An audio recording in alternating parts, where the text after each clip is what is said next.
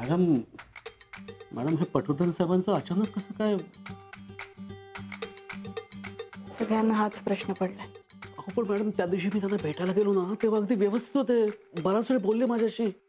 हो, मीही त्यांच्याशी बोलायला गेले होते तेव्हा वाटलं नाही त्यांच्याकडे बघून असं काहीतरी होईल. पण मिस्टर जाधव, आता आपल्याला काहीतरी करायला हवं ना. म्हणजे कशा बाबतीत मॅडम? मिस्टर पटवर्धन होते तेव्हा ठीक होतं. बिझनेसचं काय करायचं काही कळतच नाहीये मला. I am so confuse. काहीतरी वेगळा विचार करायला हवा ना आपल्याला. हो पण म्हणजे आपण नक्की काय करायचं? बघू, मी विचार करून सांगते. ते पटवर्धनांच्या शेअर्सचं काय? म्हणजे मॅडम विकी असता तर शेअर सकट ही सगळी प्रॉपर्टी त्यालाच मिळाली असती. हो पण आता वारसदार तर उरलाच नाही ना. आणि शिवाय त्यांचे सगळे लास्ट राईट्स मीच केलेत. मग माझ्या नावावर व्हायला पाहिजे ना सगळे शेअर्स. नाही तसं नाही, पण उद्या त्यांचा कोणी वारसदार येऊन उभा राहिला तर? म्हणजे पटवर्धन साहेबांची ही सगळी प्रॉपर्टी कायद्यानुसार तुमच्या नावावर नाही होऊ शकत.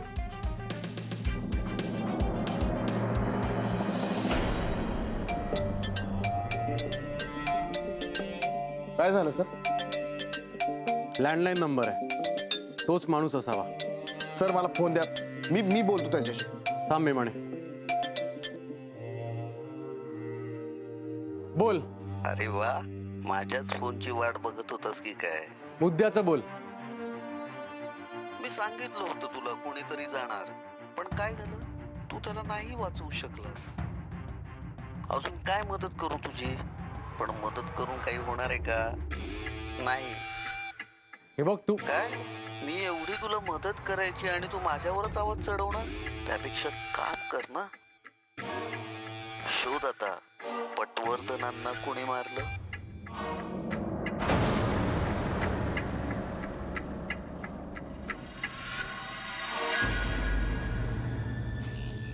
मैडम जी, मैडम जी, मैडम जी, क्या हुआ? हम सोच रहे थे कि क्या? वो गांव जाने का सोच रहे थे. तिवारी, तुम ना सोचना ही बंद कर दो. मैडम जी, बीबी बच्चे गांव में है ना, बहुत दिन हो गए गांव नहीं गए, उन लोगों का मुंह भी नहीं देखा है. गांव जाना है? हाँ मैडम जी. घर पे मुंह दिखाना है. परत घरी जाण्याचं नाव जरी काढलंस ना तर तुझ्या घरच्यांना शेवटचं दर्शन पण घेऊ देणार नाही आम्ही. नहीं मैडम, लेकिन अब और कितने दिन चलने वाला है सब. पैसे मिळतायत ना, गपचूप काम करायचं आणि प्रश्न नाही विचारायचे. हो ना, थोड़ी देर में अंदर आओ, बात करनी है.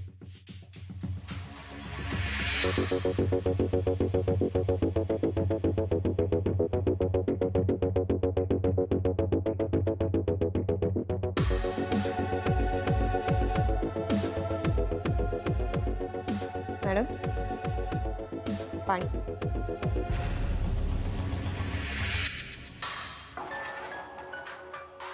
एकटीच आहेस? हो, शरद कुठे? तो तुमच्या बरोबर गेला होता ना पटवर्धन साहेबांकडे. माझ्या आधी निघालाय तो, अजून आला नाही. मूर्ख, नुसतं फिरायला हवं यांना, कामं करायला नको. कुठे होतास तू? माझ्या आधी निघालास तिकडनं. मॅडम मी बँकेत गेलो होतो. इथे यायला सांगितलं होतं ना तुला. Sorry madam. पुन्हा पुन्हा चुका करून सॉरी म्हणण्यात अर्थ नाहीये शरद. अशा चुका पुन्हा होता कामा नये.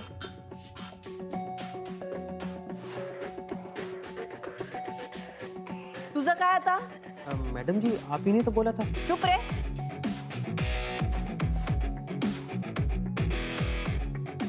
तुम्हाला कळतंय का साहेब गेलेत? काहीच नाही वाटत तुम्हाला? तो विकी गेला, ते पटवर्धन गेले, कुणीतरी जीवावर उठले आता. जे बाकीच्यांचं झालं ते माझंही कधीही होऊ शकतं. लक्षात ठेवा, या घरात माझ्या परवानगीशिवाय कुणीही येता कामा नये. तिवारी, सिक्युरिटीला जाऊन सांग की मला विचारल्याशिवाय कुणालाही आतमध्ये सोडायचं नाही. आणि शरद, कुणाचेही कॉल्स आले तर आधी मला विचारायचं. होय मॅडम. कधीही काही होऊ शकतं. या घरात मला जर का काही संशयास्पद आढळलं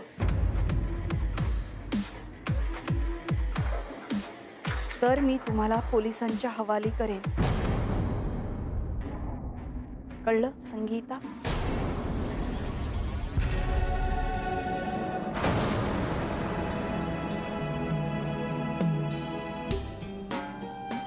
तिवारी, ते सिक्युरिटीला सांग, नाही तर सोडायचं कोणाला तरी आतमध्ये.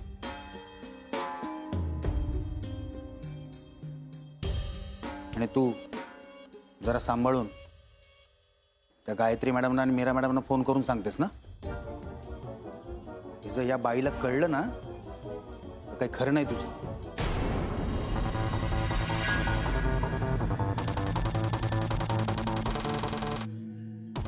सर सर सर लागला लगेच फोन लावायला. अरे आमचं नेहमीच येणं आहे. हा? आता काय तू मॅडमला प्रत्येक वेळा सांगणार का आम्ही आलो म्हणून? हो पण साहेब मॅडमने सांगितलं कोणीही आलं तरी फोन करून कळवण्यासाठी. हो का? मग आता आम्ही मॅडमला डायरेक्ट जाऊन सांगतो की आम्ही आलोय म्हणून. हा? लागला लगेच फोन लावायला. ऑफर साहेब अरे का?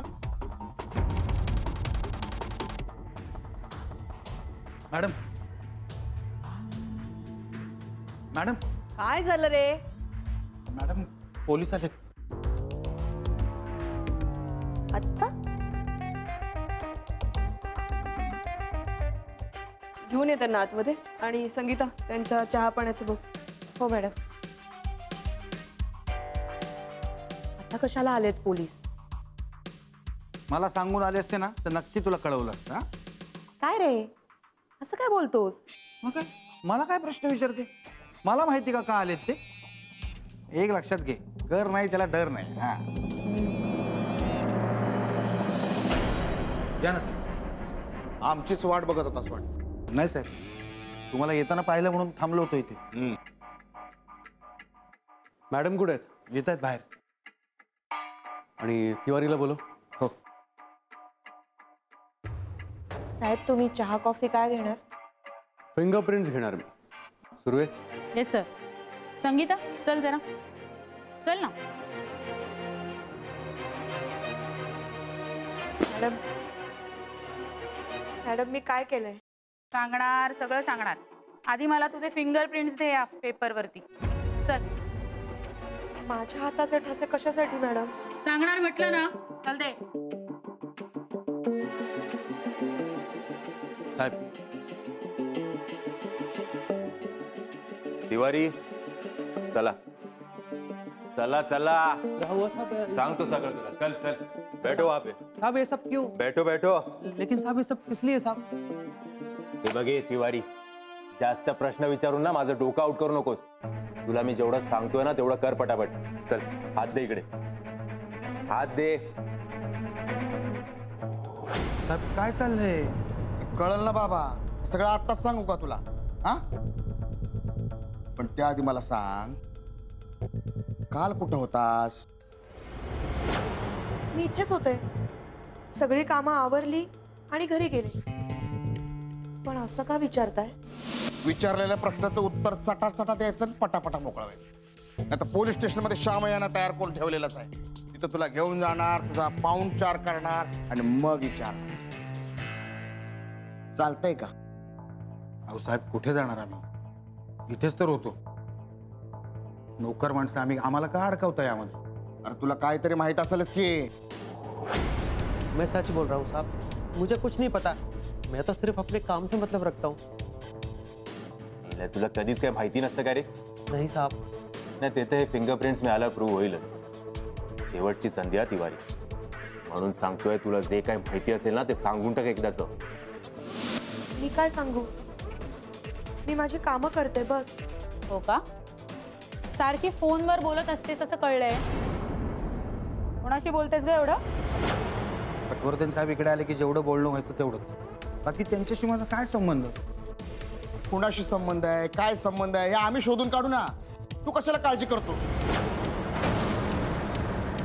सर हे प्रूव्ह झालं ना की तू या केसमध्ये इन्व्हॉल्ड आहेस, मग तुझी सुटका नाही तिवारी. मुझे कुछ नहीं पता साहब. साहब तो मेरे लिए भगवान जैसे. चला शरदराव, तुमच्या हातावर मेहंदी काढूया. हा अहो ठसा घ्यायचा आहे हो. या बसा खाली. त्याच्यात बुडवायचं.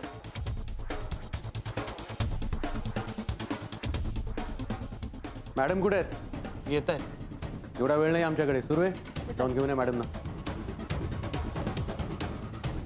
चल बघतोस कुठं. हा सांगता बुडव. मॅडम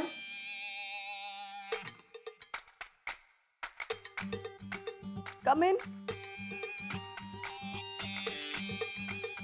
मॅडम प्लीज जरा बाहेर या ना. अरे तुम्ही? हो सर पण आलेत का? हो, सरांनीच तुम्हाला बाहेर बोलावलं. प्लीज तुमच्या सरांना विचारा हे कोणी केलंय.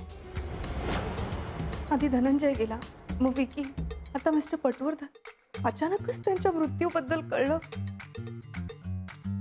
आता कोणी आधारच नाही हो मला. काय करू काही कळतच नाहीये. मॅडम तुमच्या सगळ्या प्रश्नांची उत्तर तुम्हाला मिळतील, पण त्यासाठी आधी बाहेर चला. हो येते मी, तुम्ही व्हा पुढे. आणि जरा लवकर आलात ना तर बरं होईल.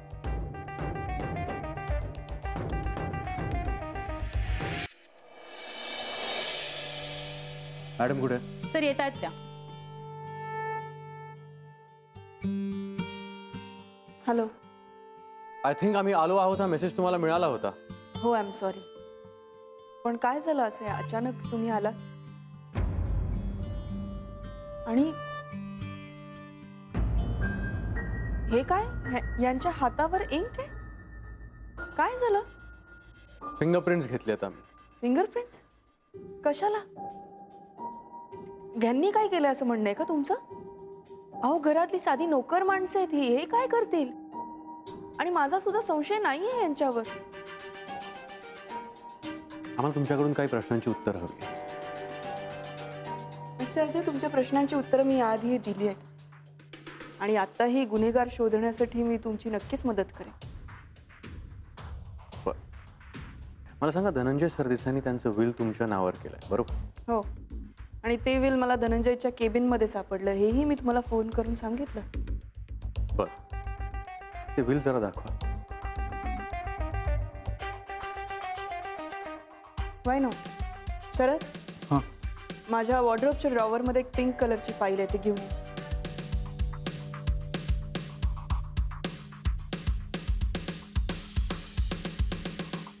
तुमचा माझ्यावर विश्वास नाहीये का? प्रश्न विश्वासाचा नाही, सगळ्या शक्यता एकदा पडताळून पाहायला हव्या ना.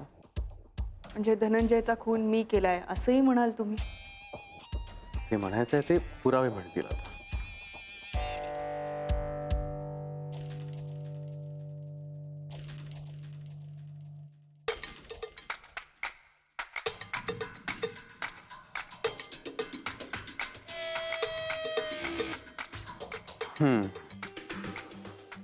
मिसेस सरदेसाई, तुमचं धनंजय सरदेसाईंशी या विल संदर्भात कधी बोलणं झालं होतं का?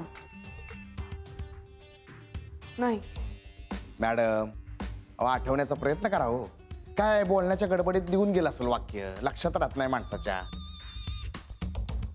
काय माणूस आहे ना, विसरायला होतच. पण माणूस आहे म्हणूनच जरा मेमरीवर जोर दिला ना, सगळं पटापटा पटापटा पटा आठवायला लागतं. आठवून बघा. नाही. मिस्टर अजय, धनंजयच्या प्रॉपर्टीमध्ये मला कधीच इंटरेस्ट नव्हता, त्यामुळे आम्ही याबद्दल कधी काही बोललो नाही. ओके, आपण असं समजूया की तुमचं धनंजय सरदेसाईंशी ह्या विल संदर्भात कधीच बोलणं झालं आणि तुमच्या म्हणण्यानुसार धनंजय सरदेसाईंनी तुमच्यावरच्या प्रेमापोटी हे विल तुमच्या नावावर केलं. मला सांगा, तुम्हाला खात्री नव्हती का हे विल तुमच्या नावावर होणार की नाही? म्हणजे ह्या विल संदर्भात तुम्ही काही माहिती काढली होती का? हो, मी माहिती काढली होती. आमच्या ऑफिसमध्ये लीगल ॲडवायझर आहेत जाधव, त्यांच्याकडनं मी माहिती काढली. तुमच्या म्हणण्यानुसार तुम्हाला प्रॉपर्टीमध्ये इंटरेस्ट नव्हता, तर मग चौकशी का केली तुम्ही?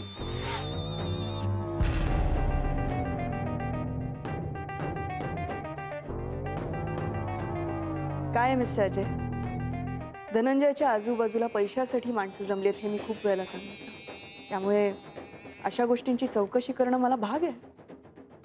बर. आणि तुमचं मिस्टर पटवर्धनांशी पण बोलणं झालं होतं का? झालं होतं का?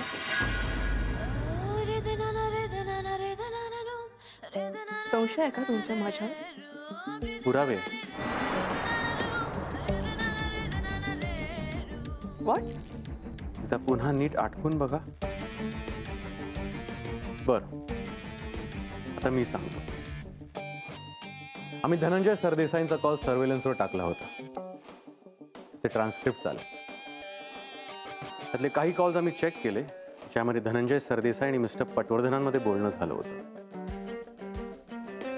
की तुम्ही प्रॉपर्टीचं विल तयार करण्यासाठी धनंजय सरदेसाईंच्या मागे लागला होता.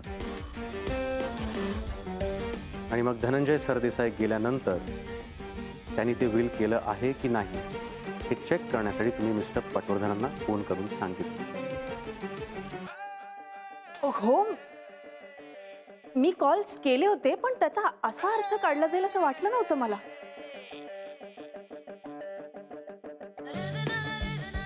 आणि मिस्टर अजय, मी धनंजयची बायको आहे. आमच्या भविष्याचाही विचार करायचा नाही मी. आणि ती धनंजयची बहीण मीरा, ती काय ना ते फक्त मला माहिती. अख्खी प्रॉपर्टी बळकावली असती तिने, म्हणून फक्त मी धनंजयला सांगितलं की तू विल बनवून घे. आणि याचा असा अर्थ लावला जातोय. मी ते ट्रान्स्क्रिप्शन्स बघू शकते? सुरू आहे. Yes sir.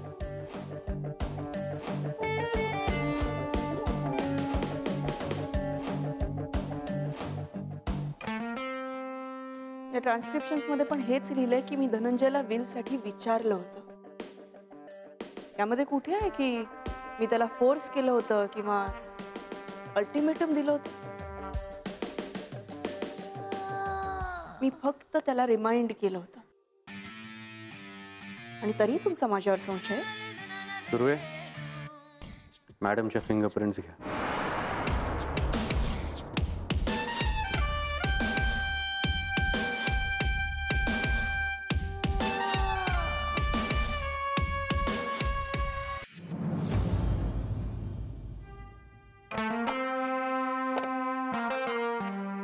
संगीता,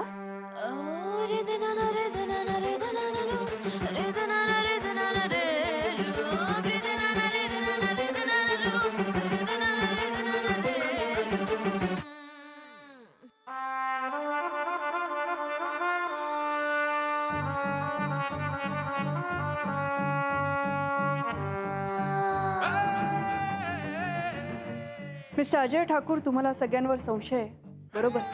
माझंही तेच म्हणणं आहे की ही जी कोणी व्यक्ती आहे ही धनंजयच्या जवळची व्यक्ती, अगदी परिचयातली, आणि मुख्य म्हणजे पटवर्धनांशी संबंध असलेली. मी सोडून आणखी 2 व्यक्ती अशा आहेत, मीरा आणि गायत्री. त्यांचे फिंगरप्रिंट्स घेतले तुम्ही? मॅडम, आम्हाला आमची कामं कळतात, त्याबद्दल तुम्ही आम्हाला सजेशन्स दिला नाहीत तर बरं होईल. माझं म्हणणं फक्त इतकंच आहे की त्यांच्यावरही ॲक्शन घ्या. धनंजयची डेड बॉडी सापडली तेव्हा मीरा गायब होती. कुठे गेली होती विचारलं तुम्ही? त्या गायत्रीचे 2 भाऊ सापडत नाहीये. गायत्रीलाही माहित नाही तिचे भाऊ कुठे आहेत. मी सांगते ना तुम्हाला, या सगळ्यांनी मिळून हा कट रचलाय. नमस्कार मॅडम.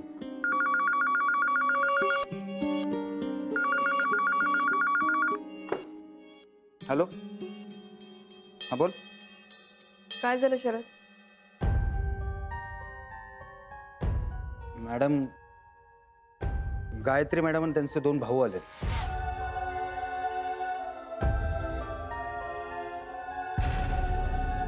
आत बोलवा त्यांना. पण मॅडम, बोलव त्यांना आतमध्ये.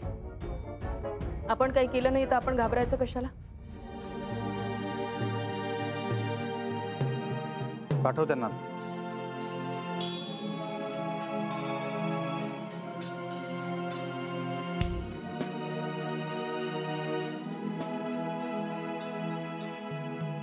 कॉपी करून घ्या. मिसेस सरदेसाई, तुमच्या सगळ्या प्रश्नाची उत्तरं तुम्हाला आता मिळतील.